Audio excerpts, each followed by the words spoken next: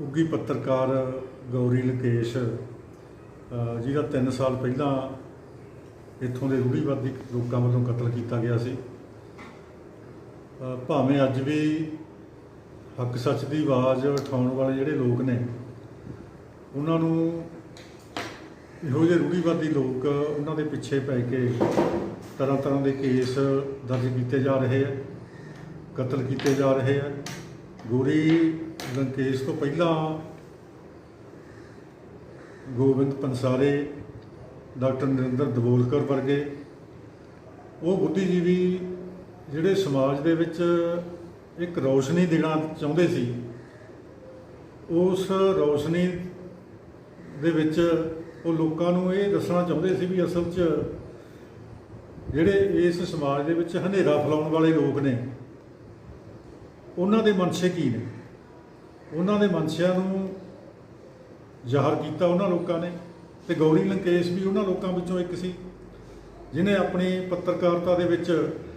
ਅਜਿਹੇ ਰੂੜੀਵਾਦੀ ਲੋਕਾਂ ਦੇ ਜਿਹੜੇ ਕਾਰੋਬਾਰ ਸੀ, ਕੰਮ ਸੀ, ਉਹਨਾਂ ਨੂੰ ਨੰਗੇ ਕੀਤਾ। ਤਦੇ ਹੀ ਜਿਵੇਂ ਪਹਿਲਾਂ ਡਾਕਟਰ ਨਰਿੰਦਰ ਦਬੋਲਕਰ ਜਾਂ ਗੋਬਿੰਦ ਪੰਸਾਰੇ ਵਰਗੇ ਲੋਕਾਂ ਦੇ ਕਤਲ ਕੀਤੇ ਜਾ ਚੁੱਕੇ ਆ, ਇਹੋ ਜਿਹੇ ਲੋਕਾਂ ਵੱਲੋਂ ਹੀ ਇਹ ਵੀ ਸਿੱਧ ਹੋ ਚੁੱਕਿਆ ਹੈ ਵੀ ਇਹ ਇੱਕੋ ਹੀ ਲੋਕ ਸੀ ਜਿਹੜੇ ਇੱਕੋ ਹੀ ਹਥਿਆਰ ਵਰਤਿਆ ਗਿਆ ਇਹਨਾਂ ਕਤਲਾਂ ਦੇ ਪਿੱਛੇ। ਪਰ ਅੱਜ ਜਦੋਂ ਅਸੀਂ ਦੇਖਦੇ ਹਾਂ, ਸਿੱਤਮ ਦੀ ਗੱਲ ਹੈ ਵੀ ਜਿਹੜੇ ਬਿਲਕੁਲ ਬੇਕਸੂਰ ਲੋਕ ਨੇ ਉਹਨਾਂ ਦੇ ਵਿੱਚ ਉਹਨਾਂ 'ਤੇ ਕੋਈ ਕਿਸੇ ਕਿਸਮ ਦਾ ਅਜਿਹਾ ਸੰਗੀਨ ਦੋਸ਼ ਨਹੀਂ ਹੈ, ਉਹ ਜੇਲ੍ਹਾਂ 'ਚ ਬੈਠੇ ਆ। ਤੇ ਜਿਹੜੇ ਇਹੋ ਜਿਹੇ ਕਾਤਲ ਨੇ, ਹੱਕ ਸੱਚ ਦੀ ਆਵਾਜ਼ ਉਠਾਉਣ ਵਾਲੇ ਲੋਕਾਂ ਦੇ ਕਾਤਲ ਨੇ ਖਾਸ ਤੌਰ 'ਤੇ, ਉਹ ਦੰਦਨਾਉਂਦੇ ਅੱਜ ਵੀ ਸਾਡੇ ਸਮਾਜ ਦੇ ਵਿੱਚ ਉਸ ਤਰ੍ਹਾਂ ਖੁੱਲ੍ਹੇ ਫਿਰਦੇ ਆ। ਸੋ ਸਾਡੇ ਲਈ ਅੱਜ ਜਦੋਂ ਗੌਰੀ ਲੰਕੇਸ਼ ਨੂੰ ਅਸੀਂ ਉਹਦੇ ਕਤਲ ਤੋਂ 3 ਸਾਲ ਬਾਅਦ ਯਾਦ ਕਰ ਰਹੇ ਹਾਂ, ਤਾਂ ਸਾਡੇ ਲਈ ਬਹੁਤ ਵੱਡੀ ਚੁਣੌਤੀ ਹੈ, ਖਾਸ ਤੌਰ 'ਤੇ ਉਹਨਾਂ ਲੋਕਾਂ ਲਈ ਜਿਹੜੇ ਜਮਹੂਰੀਅਤ ਦੀ ਗੱਲ ਕਰਦੇ ਆ, ਹੱਕ ਸੱਚ ਦੀ ਗੱਲ ਕਰਦੇ ਆ। ਉਹਨਾਂ ਲਈ ਚੁਣੌਤੀਆਂ ਭਰਿਆ ਜਿਹੜਾ ਸਮਾਂ ਆਉਣ ਵਾਲਾ ਸਾਨੂੰ ਬਹੁਤ ਹੀ ਸੰਜੀਦਗੀ ਨਾਲ ਇਸ ਦੌਰ ਦੇ ਵਿੱਚ ਵਿਚਾਰਨਾ ਚਾਹੀਦਾ ਕਿ ਅਸੀਂ ਕਿਵੇਂ ਗੌਰੀ ਲੰਕੇਸ਼ ਵਰਗੇ ਜਾਂ ਉਹਨਾਂ ਸਾਡੇ ਬੁੱਧੀਜੀਵੀ ਤਬਕਾ ਦੇ ਜਿਹੜੇ ਲੋਕ ਸੀਗੇ ਉਹਨਾਂ ਦੀ ਵਿਚਾਰਧਾਰਾ ਨੂੰ ਗਾਹਾਂ ਲੋਕਾਂ ਦੇ ਵਿੱਚ, ਸਮਾਜ ਦੇ ਵਿੱਚ ਕਿਵੇਂ ਫੈਲਾ ਕੇ ਉਹਨਾਂ ਦੇ ਜਿਹੜੇ ਅਧੂਰੇ ਕਾਰਜ ਨੇ ਉਹਨਾਂ ਨੂੰ ਪੂਰੀਆਂ ਕਰਨ ਲਈ ਅੱਗੇ ਆਉਣਾ ਹੈ। ਇਹ ਸਾਡੇ ਲਈ ਗੌਰੀ ਲੰਕੇਸ਼ ਨੂੰ ਇੱਕ ਮੈਂ ਕਹਾਂਗਾ ਸੱਚੀ ਸੁੱਚੀ ਸ਼ਰਧਾਂਜਲੀ ਇਹੀ ਹੋਊਗੀ ਕਿ ਅਸੀਂ ਜਿਹੜੇ ਉਹਨਾਂ ਦੇ ਵਿੱਢੇ ਹੋਏ ਕੰਮ ਨੇ ਉਹਨਾਂ ਦੇ ਪੂਰਨਿਆਂ 'ਤੇ ਚੱਲ ਕੇ ਇਸ ਸਮਾਜ ਨੂੰ ਉਹ ਸੇਧ ਦੇ ਵਿੱਚ ਤੋਰਨ ਦੀ ਕੋਸ਼ਿਸ਼ ਕਰੀਏ ਜਿਨ੍ਹਾਂ 'ਤੇ ਉਹ ਇਸ ਸਮਾਜ ਨੂੰ ਲਿਆਉਣਾ ਚਾਹੁੰਦੇ ਸੀ। ਤੋ ਇਹੀ ਮੈਨੂੰ ਲੱਗਦਾ ਹੈ ਵੀ ਸਾਡੇ ਉਹ ਗੌਰੀ ਲੰਕੇਸ਼ ਨੂੰ ਸੱਚੀ ਤੇ ਸੁੱਚੀ ਵਧੀਆ ਸ਼ਰਧਾਂਜਲੀ ਇਹੀ ਹੋਊਗੀ, ਅਤੇ ਉਹਨਾਂ ਦੇ ਪਾਏ ਹੋਏ ਪੂਰਨਿਆਂ ਨੂੰ ਆਪਾਂ ਅੱਗੇ ਤੋਰਦੇ ਹੋਏ ਆਉਣ ਵਾਲੇ ਸਮੇਂ 'ਚ ਇਸ ਸਮਾਜ ਦੇ ਵਿੱਚ ਵਿਚਰਦੇ ਹਾਂ, ਲੋਕਾਂ ਨੂੰ ਦੱਸੀਏ ਵੀ ਕਿਵੇਂ ਅੱਜ ਹੱਕ ਸੱਚ ਦੀ ਲੜਾਈ ਲੜਨ ਦੀ ਲੋੜ ਹੈ। ਉਹਨਾਂ ਹਾਕਮਾਂ ਦੇ ਖਿਲਾਫ ਜਿਹੜੇ ਹੱਕ ਸੱਚ ਦੀ ਆਵਾਜ਼ ਬੁਲੰਦ ਕਰਨ ਵਾਲੇ ਲੋਕਾਂ ਨੂੰ ਜੇਲ੍ਹਾਂ ਵਿੱਚ ਤੁੰਨ ਕੇ ਅੱਜ ਵੀ ਉਹਨਾਂ ਨੂੰ ਭਾਵੇਂ ਸਾਡੇ ਬਾਬਾ ਸਾਈ ਵਰਗੇ ਜਿਹੜੇ ਬੁੱਧੀਜੀਵੀ ਨੇ, ਗੌਤਮ ਨਵਲਖਾ, ਸੁਦਾ ਭਾਰਦਵਾਜ ਉੱਘੀ ਵਕੀਲ ਹੈ, ਇਹੋ ਜਿਹੇ ਲੋਕ ਅੱਜ ਵੀ ਜਿਹੜੇ ਬਿਨਾਂ ਦੋਸ਼ਾਂ ਤੋਂ ਮਤਲਬ ਜੇਲ੍ਹ ਦੇ ਵਿੱਚ ਬੈਠੇ ਆ, ਇਹਨਾਂ ਲਈ ਵੀ ਸਾਨੂੰ ਜਿਹੜੀ ਆਵਾਜ਼ ਹੈ ਅੱਜ ਦੇ ਦਿਨ ਉਠਾਉਣੀ ਚਾਹੀਦੀ ਆ। ਸੋ ਇਹਨਾਂ ਸ਼ਬਦਾਂ ਨਾਲ ਅੱਜ ਬਹੁਤ ਹੀ ਥੋੜ੍ਹੇ ਸੱਦੇ ਦੇ ਉੱਤੇ, ਥੋੜ੍ਹੇ ਵਕਤ ਦੇ ਵਿੱਚ ਤੁਸੀਂ ਆਏ ਹੋ, ਸਾਰਿਆਂ ਦਾ ਬਹੁਤ ਬਹੁਤ ਧੰਨਵਾਦ। ਆਪਣੇ ਆਪਣੇ ਵਿਚਾਰ ਸਾਰਿਆਂ ਨੂੰ ਦੇਣੇ ਚਾਹੀਦੇ ਆ ਇਸ ਇਸ਼ੂ ਦੇ ਉੱਤੇ, ਤਾਂ ਕਿ ਆਉਣ ਵਾਲੇ ਸਮੇਂ 'ਚ ਆਪਾਂ ਹੋਰ ਸੰਜੀਦਗੀ ਨਾਲ ਇਸ ਕੰਮ ਨੂੰ ਅੱਗੇ ਤੋਰ ਸਕੀਏ। ਗੌਰੀ ਲੰਕੇਸ਼ ਨੂੰ ਯਾਦ ਕਰਦੇ ਹਾਂ। ਅੱਜ ਜੋ ਹਾਲਾਤ ਨੇ ਉਹਦੇ 'ਤੇ ਅਸੀਂ ਸਾਰੇ ਦੇਖ ਰਹੇ ਹਾਂ, ਬਿਲਕੁਲ ਕੋਈ ਚੇਂਜ ਨਹੀਂ ਆਈ। ਜਦੋਂ ਤੋਂ ਗੌਰੀ ਲੰਕੇਸ਼ ਦਾ ਕਤਲ ਹੋਇਆ ਵਾ ਉਦੋਂ ਤੋਂ ਲੈ ਕੇ ਹੁਣ ਤੱਕ ਬਿਲਕੁਲ ਸਾਰਾ ਕੁਝ ਉਸੇ ਤਰ੍ਹਾਂ ਚੱਲ ਰਿਹਾ। ਅਸੀਂ ਸਾਰੇ ਕਾਸ਼ੇ ਦਾ ਵਿਰੋਧ ਕਰਦੇ ਹਾਂ। ਅੱਜ ਦੇਸ਼ ਦੇ ਹਾਲਾਤ ਨੇ, ਜਿਸ ਤਰ੍ਹਾਂ ਬੁੱਧੀਜੀਵੀਆਂ, ਸਮਾਜਿਕ ਕਾਰਕੁਨਾਂ ਨੂੰ ਜੇਲ੍ਹੀਂ ਡੱਕਿਆ ਜਾ ਰਿਹਾ, ਉਹਨਾਂ ਦੇ ਲਗਾਤਾਰ ਹਮਲੇ ਹੋ ਰਹੇ ਆ, ਅਤੇ ਗੌਰੀ ਲੰਕੇਸ਼ ਦਾ ਜੋ ਕਤਲ 2017 'ਚ ਉਹਨਾਂ ਦੇ ਘਰ ਦੇ ਬਾਹਰ ਗੋਲੀ ਮਾਰ ਕੇ ਕੀਤਾ ਗਿਆ, ਤੇ ਜਿਸ 'ਚ ਇੱਕ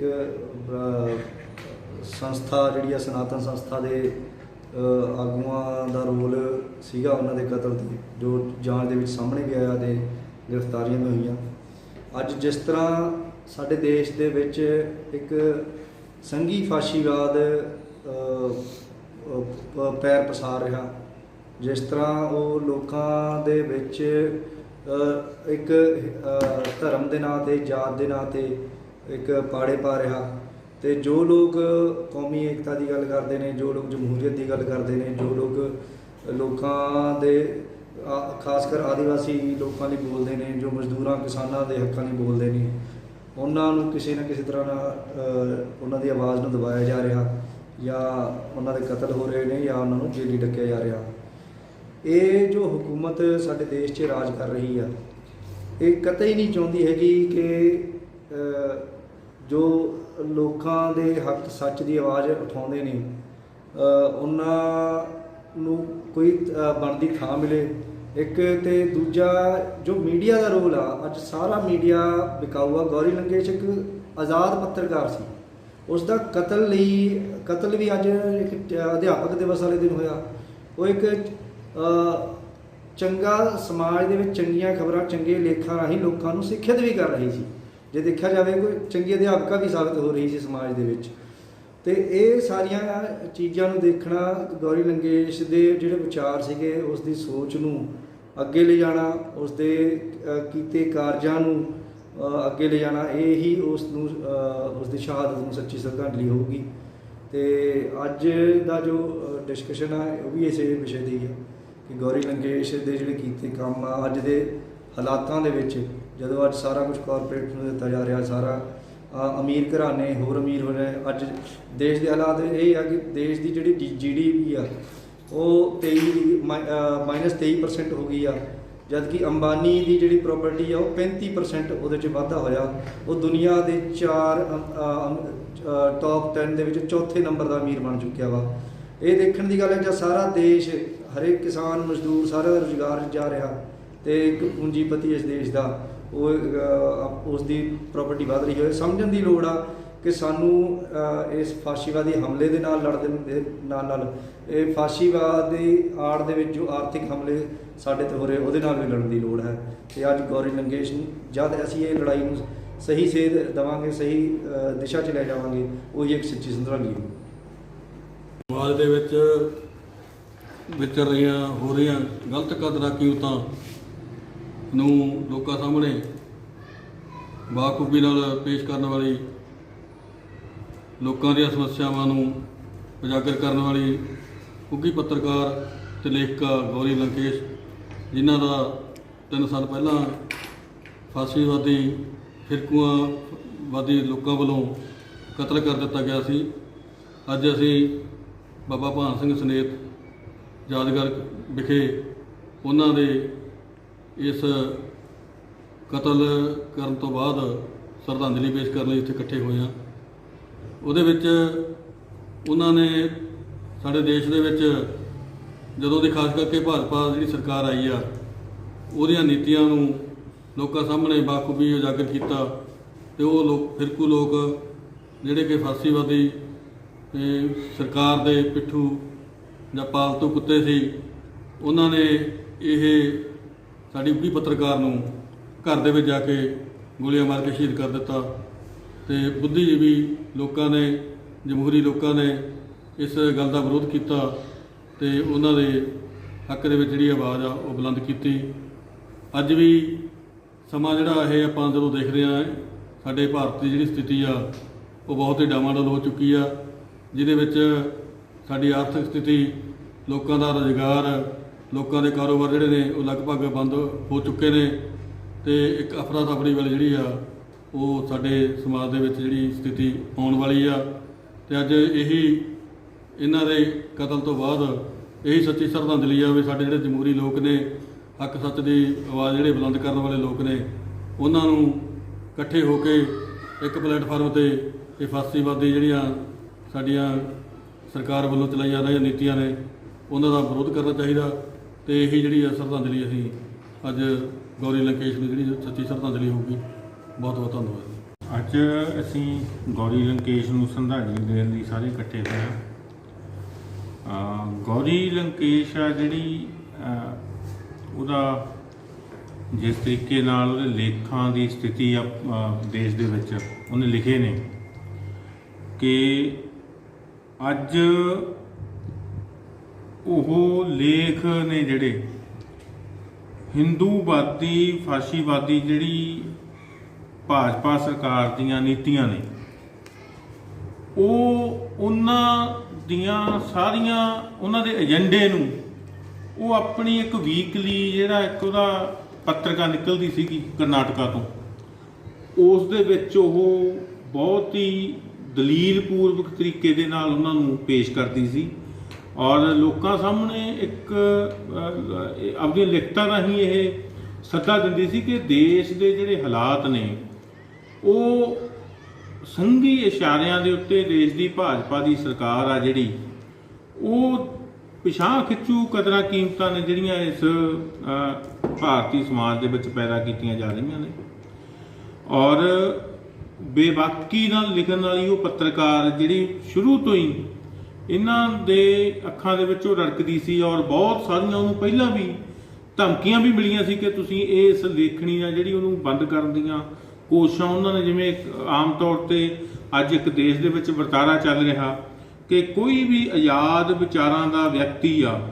ਜੋ ਇਸ ਕਿਸੇ ਵੀ ਇਸ ਸਰਕਾਰ ਦੀ ਆਲੋਚਨਾ ਕਰਦਾ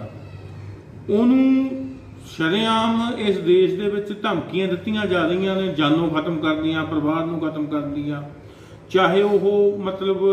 ਕੋਈ ਪੱਤਰਕਾਰ ਸੀ ਚਾਹੇ ਉਹ ਕੋਈ ਡਾਕਟਰ ਨੇ ਵਕੀਲ ਨੇ ਕੋਈ ਬੁੱਧੀਜੀਵੀ ਨੇ ਔਰ ਇੱਕ ਸਾਹਮਣੇ ਪੇਸ਼ ਕੀਤੀ ਜਾ ਰਹੀਆਂ ਉਦਾਹਰਨਾਂ ਨੇ ਕਿ ਜੇ ਤੁਸੀਂ ਆਪਣੀ ਜ਼ੁਬਾਨ ਬੰਦ ਨਹੀਂ ਕਰੋਗੇ ਹੋ ਇਸ ਸਰਕਾਰ ਦੇ ਖਿਲਾਫ ਤਾਂ ਤੁਹਾਨੂੰ ਸਬਕ ਸਿਖਾ ਦਿੱਤੇ ਜਾਣਗੇ ਤੇ ਇਸੇ ਸੰਦਰਭ ਦੇ ਵਿੱਚ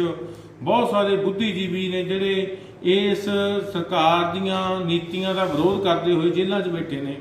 ਔਰ ਗੌਰੀ ਲੰਕੇਸ਼ ਜਿਹੜੀ ਬੇਬਾਕੀ ਦੇ ਨਾਲ ਔਰ ਬੜੀ ਮਹੱਤਵਪੂਰਨ ਗੱਲ ਆ ਕਿ ਉਸ ਨੇ ਗੌਰੀ ਲੰਕੇਸ਼ ਨੇ ਬੇਸ਼ੱਕ ਉਹ ਇਕੱਲੀ ਰਹਿੰਦੀ ਸੀਗੀ ਕਿਉਂਕਿ ਉਹਦਾ ਮਤਲਬ ਡਿਵੋਰਸ ਸੀਗੀ ਮਤਲਬ ਆਪਣੇ ਪਤੀ ਨਾਲੋਂ ਔਰਤਾਂ ਦੀਆਂ ਸਮੱਸਿਆਵਾਂ ਕਿ ਇਸ ਭਾਰਤੀ ਸਮਾਜ ਦੇ ਵਿੱਚ ਔਰਤਾਂ ਦੀਆਂ ਕੀ ਸਮੱਸਿਆਵਾਂ ਨੇ ਔਰ ਕਾਸਟਿਜ਼ਮ ਦੀ ਕੀ ਸਮੱਸਿਆ ਉਹ ਦੋਨਾਂ ਮਤਲਬ ਮੁੱਦੇ ਜਿਹੜੇ ਮਤਲਬ ਇਸ ਦੇਸ਼ ਦੇ ਵਿੱਚ ਬਹੁਤ ਹੀ ਮਹੱਤਵਪੂਰਨ ਮੁੱਦੇ ਨੇ ਔਰ ਦੇਸ਼ ਦੇ ਡੈਮੋਕ੍ਰੈਟਿਕ ਸੈਟਅਪ ਦੇ ਵਿੱਚ ਜਿਹੜੇ ਇਹਨਾਂ ਮੁੱਦੇ ਦੋਵੇਂ ਇਸ਼ੂਆਂ ਨੂੰ ਕੋਈ ਛੇੜ ਕੇ ਨਹੀਂ ਮਤਲਬ ਸੀਗਾ ਤੇ ਗੌਰੀ ਲੰਕੇਸ਼ ਇਹ ਆਪਣੀਆਂ ਲਿਖਤਾਂ ਰਾਹੀਂ ਉਹ ਕਲੀਅਰ ਕੱਟ ਸੰਦੇਸ਼ ਦਿੰਦੀ ਸੀ ਕਿ ਦੇਸ਼ ਦੀ ਸੰਘੀ ਸਰਕਾਰ ਆ ਜਿਹੜੀ ਉਹ ਔਰਤਾਂ ਤੇ ਜਿਹੜਾ ਦਲਿਤਾਂ ਤੇ ਅਤਿਆਚਾਰ ਦਾ ਕੁਐਸਚਨ ਆ ਉਹਨੂੰ ਬੜਾਵਾ ਦੇਣ ਜਾ ਰਹੀ ਆ ਔਰ ਉਹਦੇ 'ਚ ਇਹ ਤਰੀਕੇ ਨਾਲ ਉਹਨਾਂ ਅਤਿਆਚਾਰਾਂ ਦੇ ਉੱਤੇ ਜਿਹੜੀਆਂ ਆਪਣੀਆਂ ਲਿਖਤਾਂ ਉਹਦੀਆਂ ਸੰਬੋਧਨ ਹੁੰਦੀਆਂ ਸੀ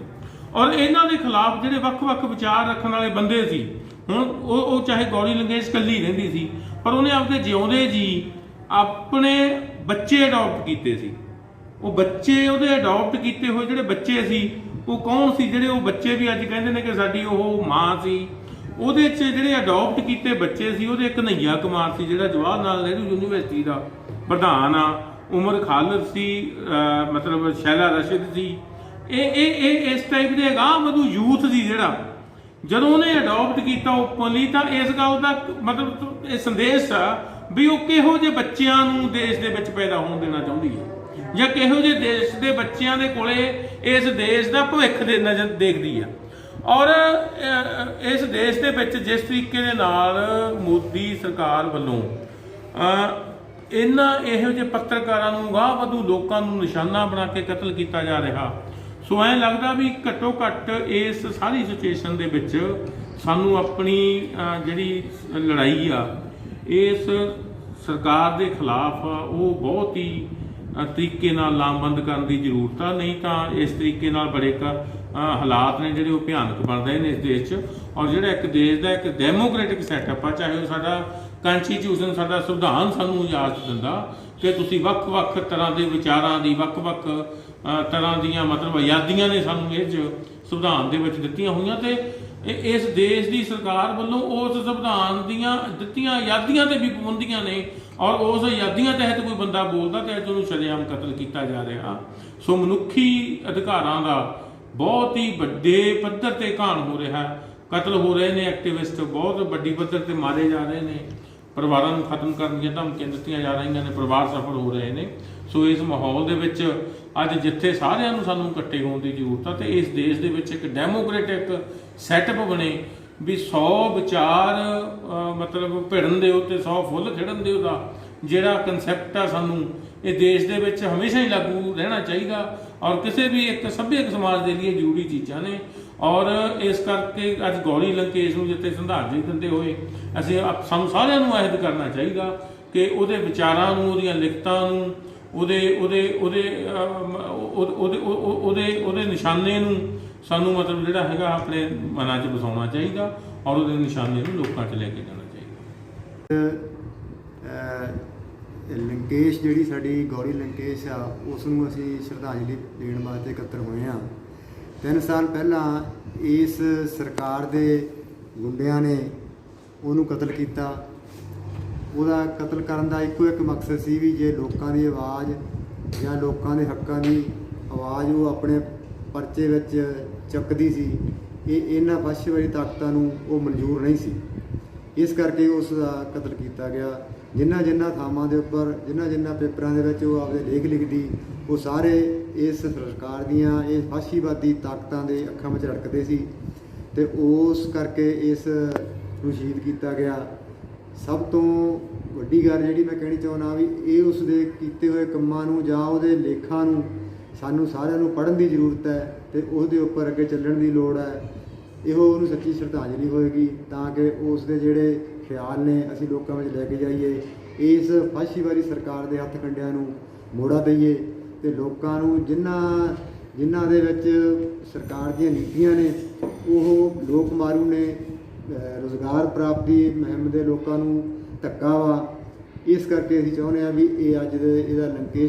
ਗੌਰੀ ਲੰਕੇਸ਼ ਨੂੰ ਸ਼ਰਧਾਂਜਲੀ ਦੇਣ ਦਾ ਮੁੱਖ ਮਤਲਬ ਹੀ ਇਹ ਹੈ ਵੀ ਲੋਕਾਂ ਵਿੱਚ ਜਾ ਕੇ ਲੋਕਾਂ ਦੀਆਂ ਸਮੱਸਿਆਵਾਂ ਨੂੰ ਉਹਦੇ ਅਨੁਸਾਰ ਜਾਂ ਉਹਦੇ ਲੇਖਾਂ ਦੇ ਅਨੁਸਾਰ ਲੋਕਾਂ ਨੂੰ ਪੜ੍ਹਾਈਆਂ ਜਾਣ, ਲੋਕਾਂ ਨੂੰ ਦੱਸੀਆਂ ਜਾਣ। ਇਹੀ ਸਾਡੀ ਸੱਚੀ ਸ਼ਰਧਾਂਜਲੀ ਗੌਰੀ ਲੰਕੇਸ਼ ਨੂੰ ਹੋਵੇਗੀ।